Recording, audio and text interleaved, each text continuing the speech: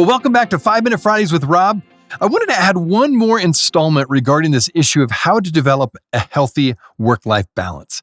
And as I've said before, when it comes to this issue of work-life balance, it does seem unusually prevalent in nonprofit organizations. Maybe you've seen that to be the case as well. Now, just as a quick recap of my other two 5-Minute Fridays on this topic, I've talked about the importance, first of all, of setting the pace.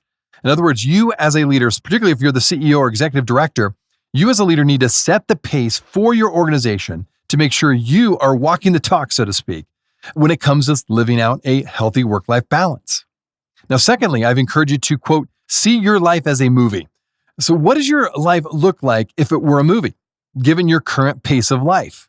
Does it have a happy ending or does it have a disastrous ending? Seeing your life as a movie may just be the perspective you need to make the necessary changes you need to when it comes to your work-life balance. All right, the third and last installment here I want to talk about is the issue of inclusion.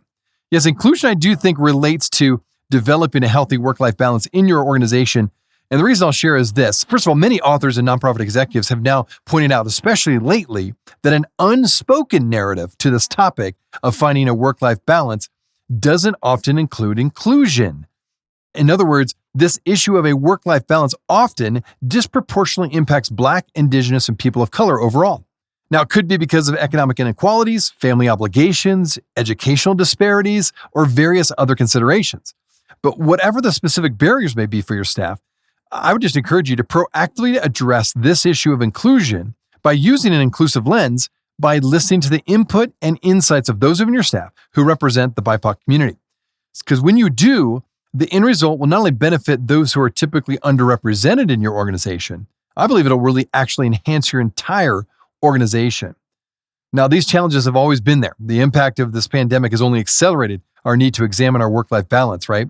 So it's time for all nonprofit leaders to make this one of their top priorities for their own health and longevity and for the long-term health of their organization.